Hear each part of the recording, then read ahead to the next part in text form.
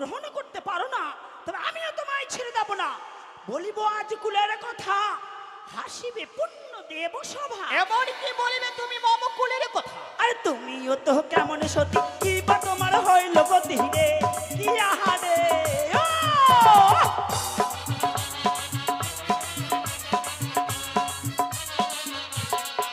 ও বলি মাতা গো অসুরেরও হইল কলঙ্কিনী, কি আরে ও!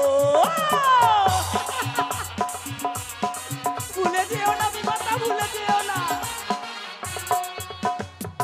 শত শত অসুরের দল অঞ্চল ধরে টানি। অসুর বদিয়াছি নিজ বাহুবলী, তোর বিচার অঞ্চল ধরে নয়। শান্ত হও পার্বতী। আর পদ্মা বা কেমন সতী, তার বা হলো কি বা গতি রে, ও কি ওহো রে ওহো হরি হায়। আহারে!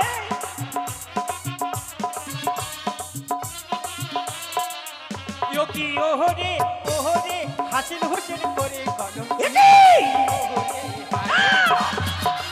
আজ ঘটনাটা তোমার মাঝে অপমান করিয়াছে মনে, আমিও ছেড়ে দেব না। মনে পড়ে না তোর, লজ্জা করে না তোর? কণিকা রূপ ধরা ধারণ করে একদিন গেলে তুমি চম্পক বেশে চম্পক নগরী, দেবী হয়ে মানব গালে চুম্বন রেখে ছি ছি ছি ছি ছি, লজ্জা করে না তোর? ও গোপী মাতা, তবে তুমিও কি ভুলে গেছো সেই দিনের কথা? আরে তুমিও তো কেমন সতী, কি বা তোমার হইল গতি রে, কি আহারে ও!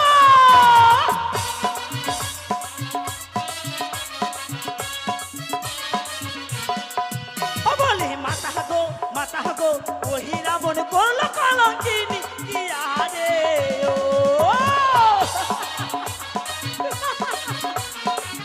মনে পড়ে সেই দিনের কথা? একদিন মহিরাবণ পিতার রূপ ধারণ করে তোমায় করিল কলঙ্কিনী, লজ্জা নাই আছে? মনুষ্য! এক এক করে মহিরাবেনের 16 কারা হয়েছিল পূর্ণ, তাই তো আমি তাকে নিদহস্তে করেছিব। তা না হয় বুঝলাম। আরে তুমিও তো কেমন সতী, কি বা তোমার হইল গতি রে, কি আহারে ও!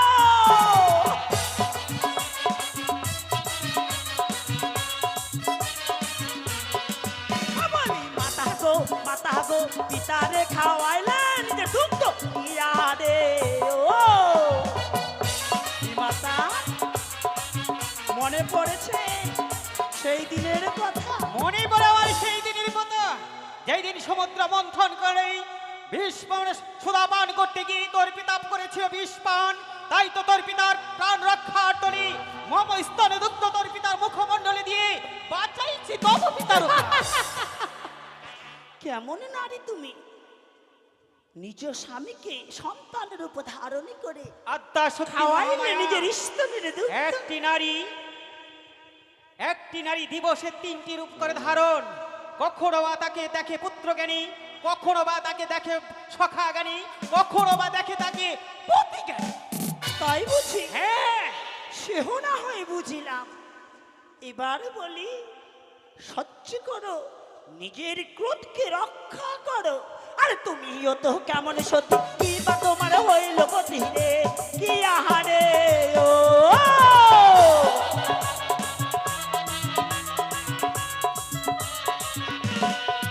বলি মাতা গো কার্তিকের চাইলে বেমালি মনুষ্য! 10-30 কোটি দেবগণ তব সর্বস্ব আমি 10 বাহু করিলাম ধারণ। এই মুহূর্তে আমি মনুষ্যর এক নয়নকে করেছি আগে অন্ধ, দ্বিতীয় নয়ন আমি এই মুহূর্তে পূর্ণ সমাবাজে আমি তোকে করিবা ছাড়া। শান্ত হও পার্বতী, শান্ত হও পদ্মাবতী। অকারণে দ্বন্দ্ব করো কিবা লাগি, সত্যই খাই তোমার লাগিনি। বাঁচায়া দেবে দুর্লভে লক্ষিন্দরকে দেবসভা মাঝে, তুমি স্বীকার করো পদ্মাবতী। শোনো পিতা, আমি তখনই তার প্রাণপতিকে জীবিয়ে দেব যদি তার শ্বশুর সদাগর মম চরণ তুলে দেয় পুষ্প জল। তবেই ফিরিয়ে দেব তার একে একে 6 ভাসুর খানি, ফিরিয়ে দেব প্রাণপতি ধন, ফিরিয়ে দেব ওই ওঝা ধনন্তরী, ফিরিয়ে দেব 70,000 মোল্লা মাছি, সপ্ত ডিঙ্গা ডবল করে 14 ডিঙ্গায় পরিণত করে পাঠাইব ধনরত্নে পরিপূর্ণ করে গুঞ্জরিয়ার বাকে।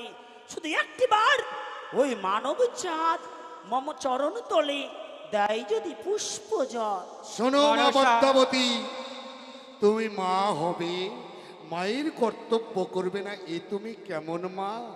যে না বোঝে সন্তানের ব্যথা, তার তো মা হওয়া মানাই না। তুমি মা হবে আর সন্তানের ব্যথা বুঝবে না। চাঁদের কাছে পুজো পাওনি বলে চাঁদের কনিষ্ঠ পুত্র সাঁওতালি পর্বতে বিবাহ বাসরে করিয়াছ দংশন, তাই চাঁদের কনিষ্ঠ পুত্র বাঁচায়া দাও। আমি চাঁদকে দৈব বাণী দেব, চাঁদের উঁচু মাথা তোমার চরণে লুটিয়ে দিয়ে মা মা বলে তোমার পুজো করবে চাঁদ সৌদাগর। বেশি পিতা, তুমি যখন কথা দাও মোরে, আমি তবে অবশ্যই অক্ষরে অক্ষরে পালনে করিব। তবে পিতা, আমার পুজোর ভার 33 কোটি দেবগণকে নিতে হবে। তাই হবে মা, তাই হবে। তবে এবার বেশ। লক্ষ্মীন্দর জীবদানের ব্যবস্থা করো তুমি। কেন বিবাদ করিস?